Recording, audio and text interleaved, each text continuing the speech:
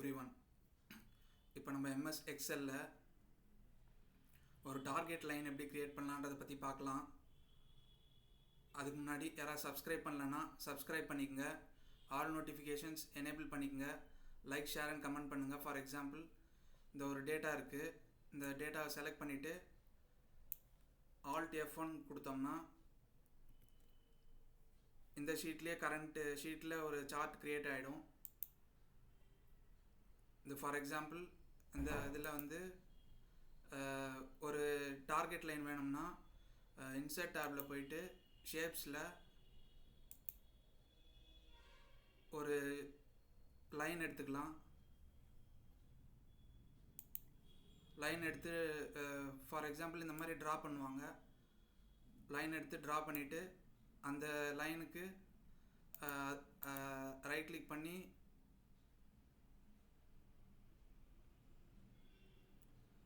அந்த லைனுக்கு ஒரு ஃபார்மேட்டிங் கொடுப்பாங்க. ஃபார் எக்ஸாம்பிள், இந்த ஷேப் அவுட்லைனோட கலர், அதனுடைய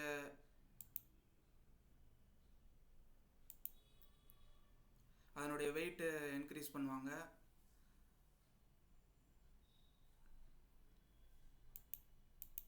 அதுக்கு பதிலாக அதை டெலீட் பண்ணிடலாம். டெலீட் பண்ணிவிட்டு அதுக்கு பதிலாக ஃபார் எக்ஸாம்பிள் இந்த சார்ட்டை டெலீட் பண்ணிடலாம். இப்போ ஃபார் எக்ஸாம்பிள் இங்கே வந்து டார்கெட்டுன்னு டைப் பண்ணிடலாம். ஹெட்டிங் டைப் பண்ணிவிட்டு ஈக்குவல் டு இந்த செல்லை செலக்ட் பண்ணிவிட்டு என்டர் கொடுத்துடலாம். இப்போ இதை அப்படியே ஃபில் பண்ணிக்கலாம். அதை அப்சல்யூட் செல் ரெஃபரன்ஸாக லாக் பண்ணிவிட்டு இப்போ என்டர் கொடுத்தோம்னா இப்போ அதே வேல்யூ வந்து ரிப்பீட் ஆகும். இப்போ ஃபார் எக்ஸாம்பிள்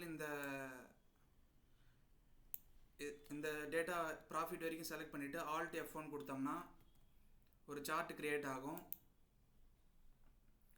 ஃபார் எக்ஸாம்பிள், இந்த ப்ராஃபிட்லேருந்து டார்கெட் வரைக்கும் அப்படியே எக்ஸ்டெண்ட் பண்ணிக்கலாம். எக்ஸ்டெண்ட் பண்ணோன்னா அந்த டார்கெட்டும் இந்த லெஜெண்ட் இதில் வந்துடும். இங்கே இதுக்கு பேர் லெஜெண்டுன்னு சொல்லுவாங்க. இந்த டார்கெட்டு இங்கே அப்பியர் ஆகுது, எல்லோ கலர்.